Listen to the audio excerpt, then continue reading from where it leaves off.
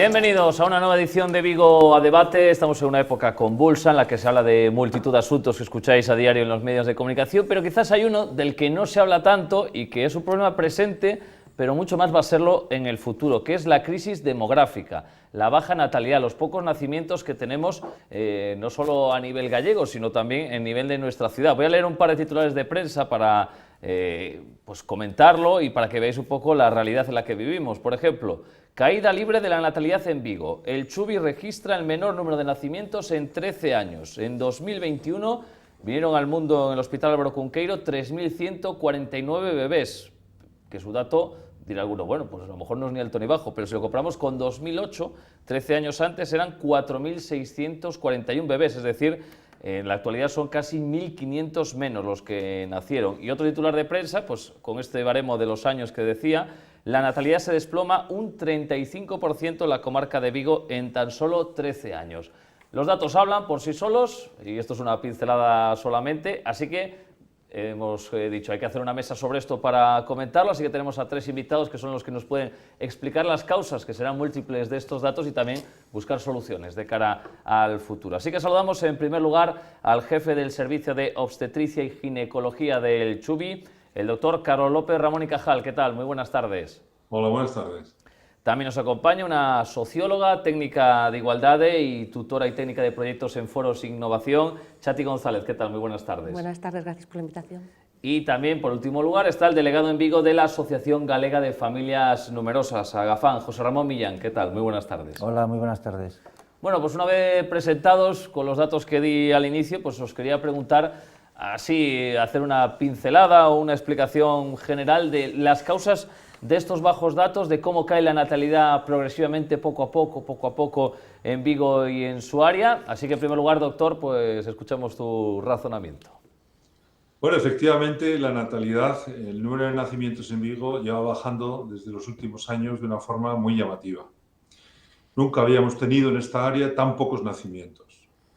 Eso tiene muchas causas, es decir, el descenso de la natalidad tiene un origen multifactorial que habría que analizar, pero yo siempre insisto que ese descenso de natalidad es de tipo cultural. La causa fundamental es una causa cultural. No hay una receta mágica para solucionar la natalidad, no hay una receta mágica o recetas mágicas que nos digan que con una o dos o tres soluciones hemos acabado o empezamos a ascender el número de nacimientos. Es multifactorial, y es decir, cuando algo es multifactorial, se engasta perfectamente con la cultura, ya sea del área, del país o incluso del continente. Es un problema porque el descenso de la natalidad no solo conlleva que la sustitución de la población se vea mermada, se vea en dificultad, sino también un punto muy importante y que muchas veces no se hace hincapié, es que si nosotros tenemos de media un hijo, estamos en una tasa de fecundidad de 1,19 más o menos de 1,2, si tenemos un hijo por pareja, estamos en tres generaciones, tres generaciones, antes aparecido los primos, antes aparecido las grandes familias, y muchas de esas personas se van a encontrar muy solas. Si ahora hablamos de gente en soledad, en tres generaciones, con esa tasa de natalidad, la soledad va a ser abrumadora. El apoyo familiar se va a ver mermado.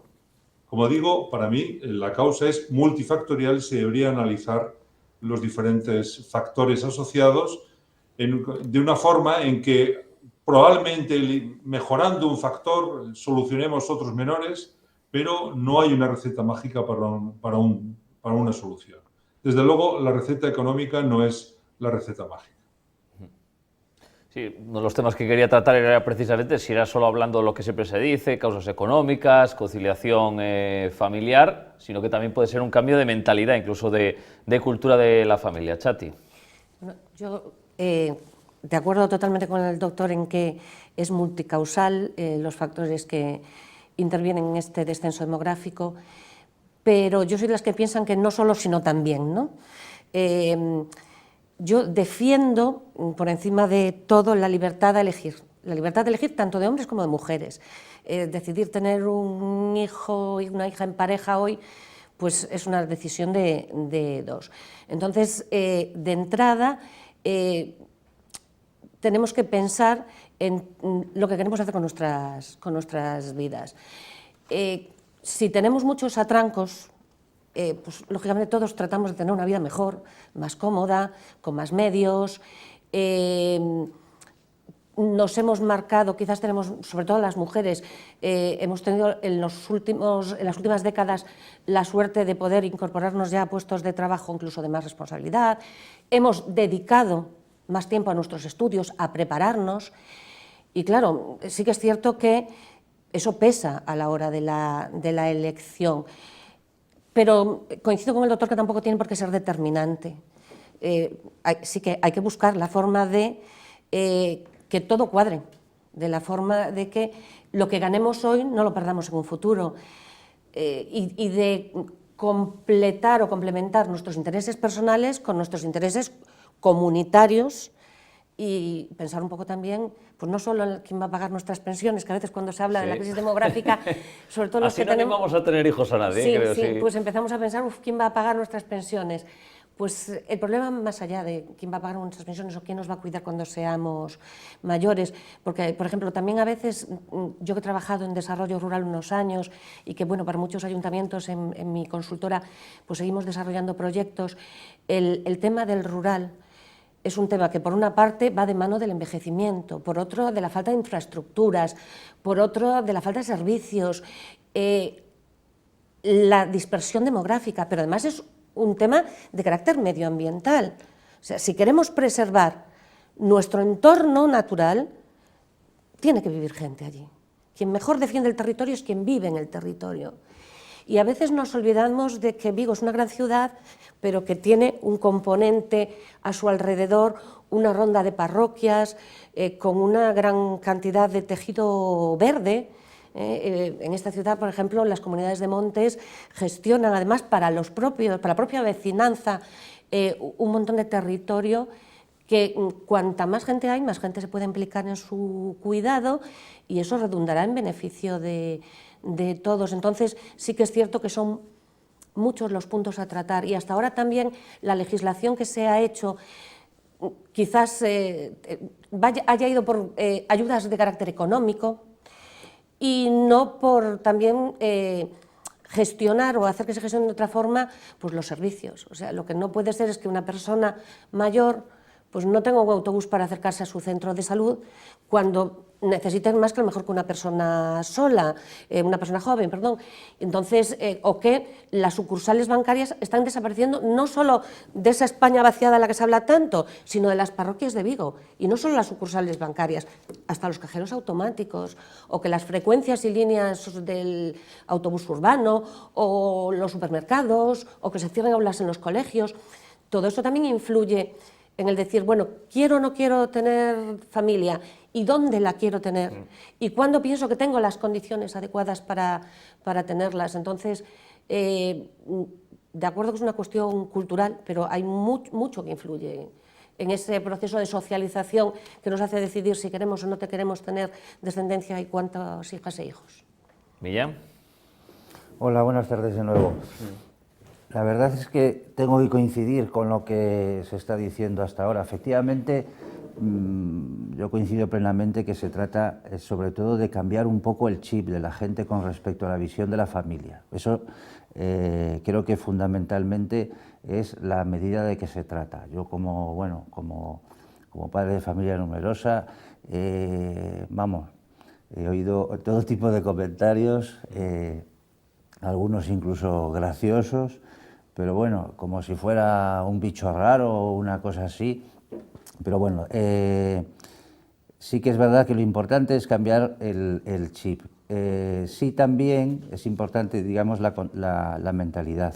También lo que decía Chati acerca de la libertad de elegir. No tengo ahora los datos estadísticos, pero sí que hay encuestas en las que se dice que son más los hijos que se desearían tener que de los que se tienen. O sea, la gente sí que quiere tener hijos. Otra cosa es que efectivamente las circunstancias pues a veces no ayudan, o a veces también hay un poco de apocamiento por parte de la gente, que tampoco,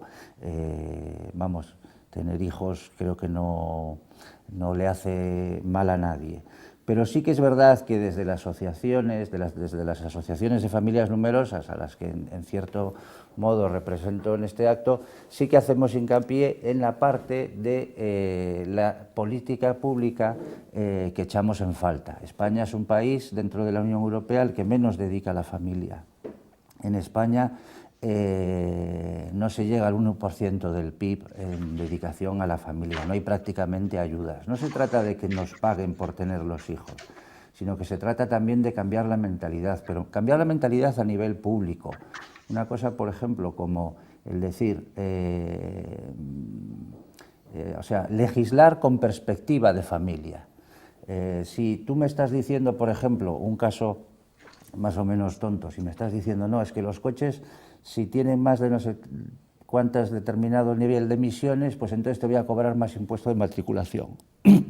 A ver, si yo llevo a 4 niños en un coche, va a ser un coche grande. Y eso voy a tener que pagar más porque se supone que estoy contaminando más. Y cuando resulta que en mi coche vamos 6 y en otro va solo una persona, y resulta que él le premian porque contamina menos. Hombre, eso, las asociaciones de familias numerosas llegamos al nivel ya ni siquiera de pedir que nos den, pero que por lo menos cuando se haga una ley que se tenga en cuenta que hay núcleos familiares donde viven bastantes personas. Y eso no se tiene en cuenta. En España, el nivel a partir del cual aparece la familia dentro del organigrama del Estado es en el 4º nivel. No hay un ministerio como otros países, no hay una secretaría general, ni siquiera una dirección general. Tenemos un 4º nivel que sería una subdirección general de diversidad familiar. A partir de ahí, esa es la importancia que se le da a la familia, que es, pues digamos que está de las últimas en la cola. Y eso es un chip que hay que cambiar también desde las administraciones públicas. Bueno, ¿qué opina el doctor al respecto que están comentando sus compañeros de mesa? Y añadir también, que ahora como se habla tanto de retrasar la edad del embarazo, ahora mismo, ¿qué media estáis teniendo en el Chubi? Bueno, la edad media ya en España, con Italia, es la edad media más alta de Europa y de las más altas del mundo. Es decir, se ha retrasado mucho la maternidad. Eso lo vemos también que esos 3.100 y pico nacimientos que tenemos en el Cunqueiro, tenemos una edad media de 33 años y pico. Es decir, tenemos por encima de 40 un grupo de pacientes cada vez más numeroso. Desde luego es más numeroso por encima de 40 que por debajo de 25. Se ha retrasado la maternidad y eso conlleva también que el tipo de paciente ha cambiado. Son pacientes más complejas, son pacientes que requieren más cuidados. Pero hay que tener en cuenta que también la sociedad donde prima la economía, como es la europea, prima la economía sobre cualquier otra cosa. Tenemos una visión económica absolutamente de todo. Solo a los periódicos nos remitimos con lo que está pasando ahora. Los esfuerzos económicos, Europa no los lleva bien. Y esa cultura la ha transmitido también a la familia. La familia siempre ha hecho esfuerzos económicos.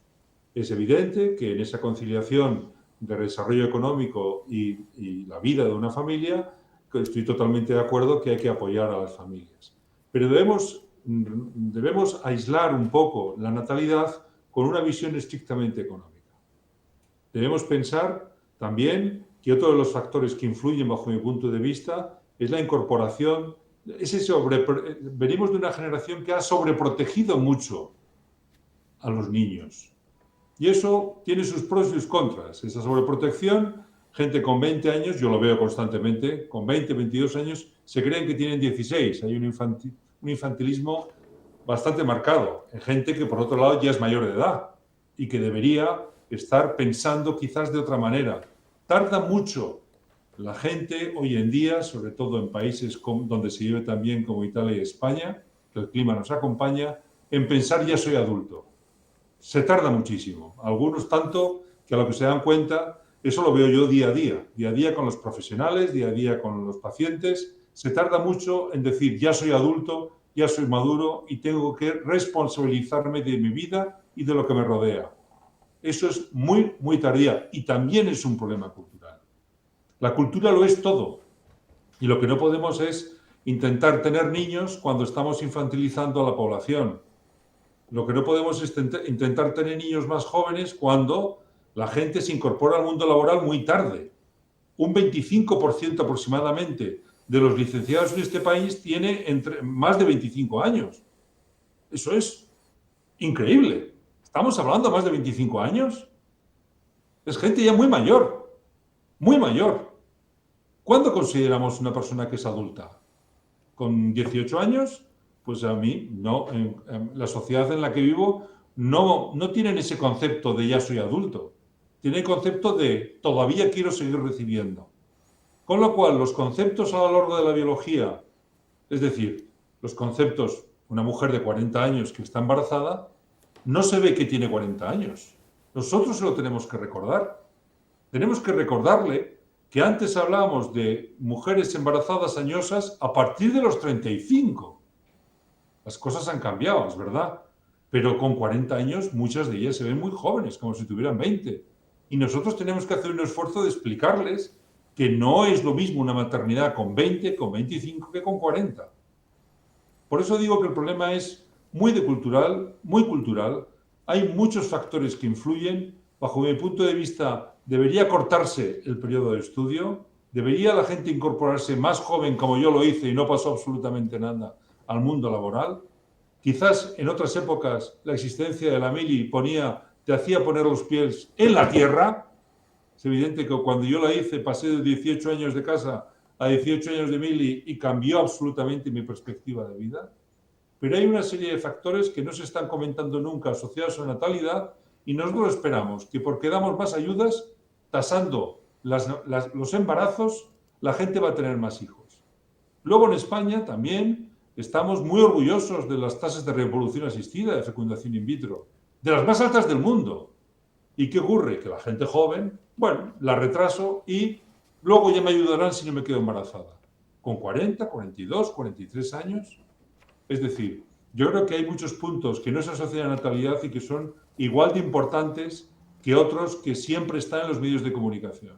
Y luego, para acabar este apartado, sí que me gustaría decir a los medios de comunicación que presentan como algo mejor y más moderno criticar la existencia de tener hijos, con la idea casi de que dentro de poco tener un hijo será familia numerosa, y que aquellos que defienden o aquellos que ven con otros ojos la natalidad o el tener hijos como un síntoma de gran felicidad a lo largo de la vida, esos no tienen voz en los medios de comunicación.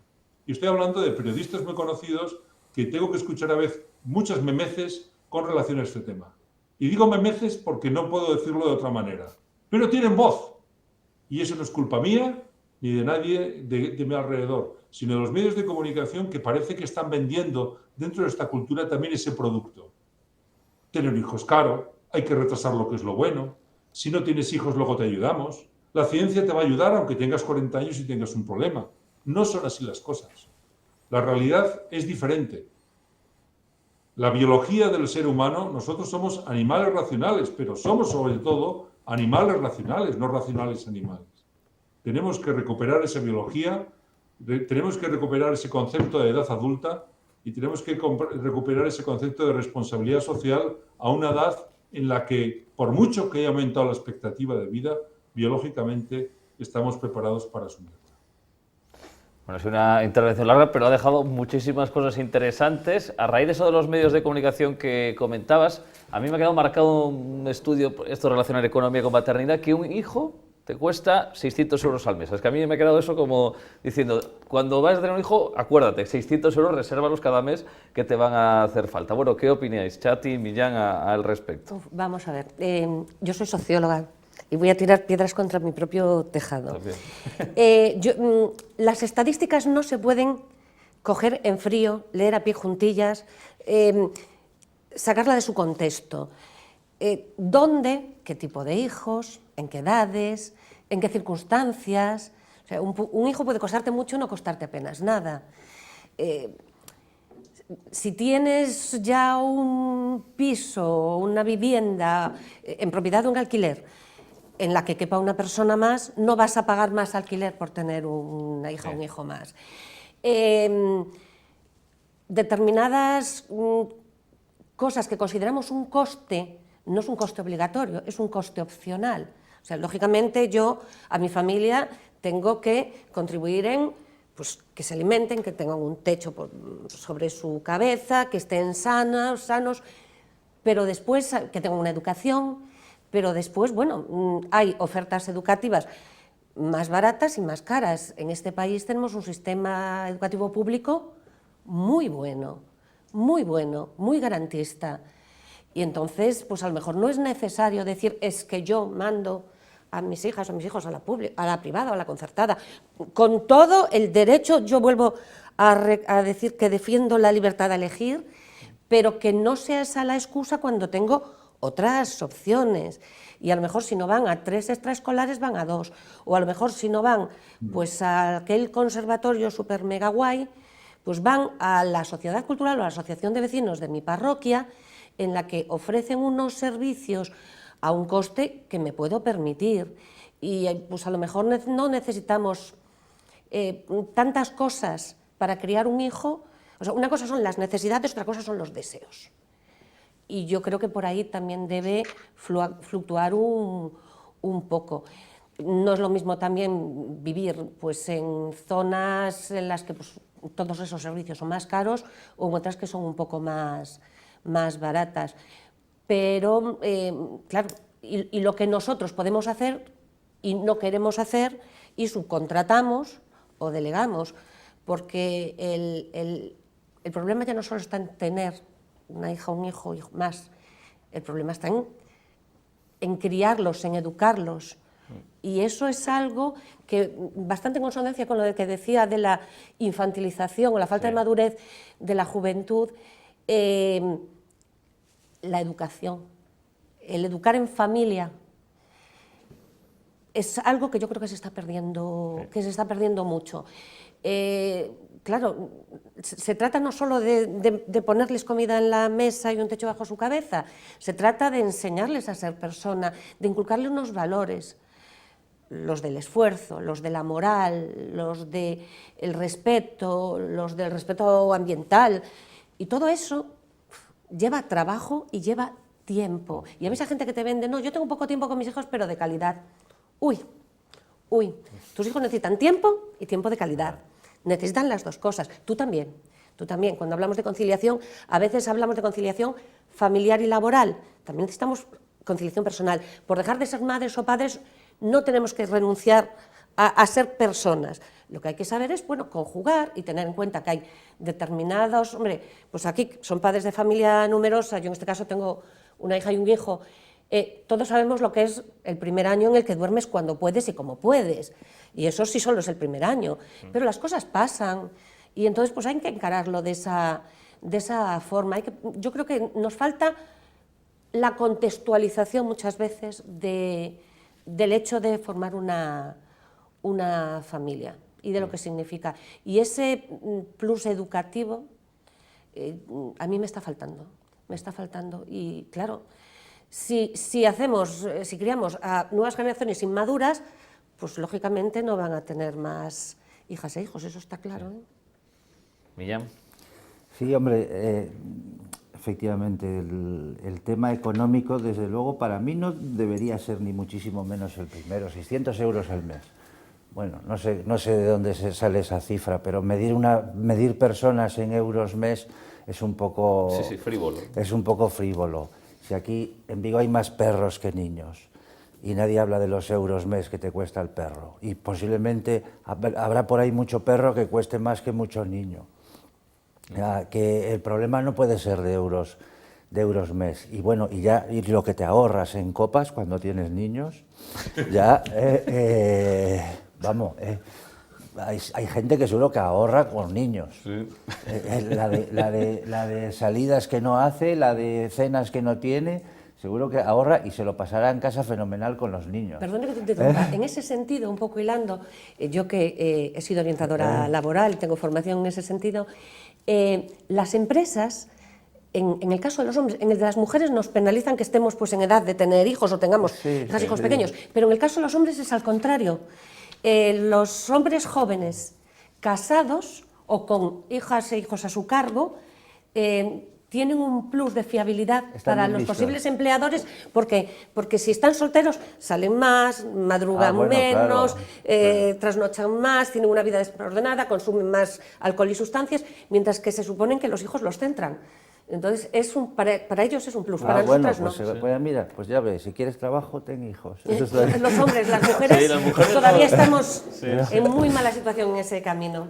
No, hombre, yo creo que, a ver, yo creo que tener hijos para mí es lo mejor, es la experiencia mejor que se puede tener y que da lo mejor de, vamos, saca lo mejor de uno mismo. Me parece que el cambio efectivamente tiene que ser de mentalidad, no le van a hacer ningún daño a los niños. Sí que hay un complejo que yo llamaría el que decía el doctor López, que aquí hay mucho Peter Pan, que empiezan a tener hijos con 50 años, y dices, ¿tú a dónde vas, alma de cántaro? Si es que no vas a... Cuando el niño coja la bicicleta, a ver cómo le vas a seguir. Bueno, sí, hay una mentalidad que está en contra de los hijos, pero desde luego verlo desde un punto de vista económico yo creo que no es la idea. Yo cuando hablaba de las ayudas del Estado o cosas así, no es porque quiera centrarlo desde el punto de vista económico, sino desde el punto de vista de la mentalidad. Cuando hagas una norma, piensa que puede haber familias con niños.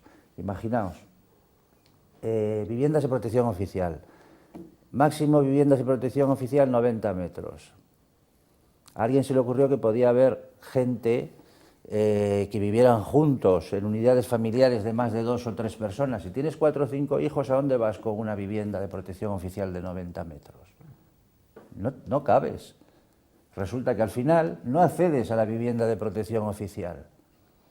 Entonces, eso es lo que hay que cambiar en la mentalidad. No ver a la gente por unidades separadas, sino tener en cuenta que hay familias que tienen un determinado número de personas y que hay que adaptarse a sus necesidades. Eso es para lo que estamos, creo, las asociaciones de familias numerosas. Pero bueno, el tema de la natalidad, desde luego, de la falta de natalidad es pluricausal, de la misma manera que las soluciones van a ser muy diferentes. Pero desde luego coincido en que el cambio del chip yo creo que puede ser la solución más importante. Tenemos que hacer una breve pausa publicitaria y continuamos en este interesante Vigo a Debate.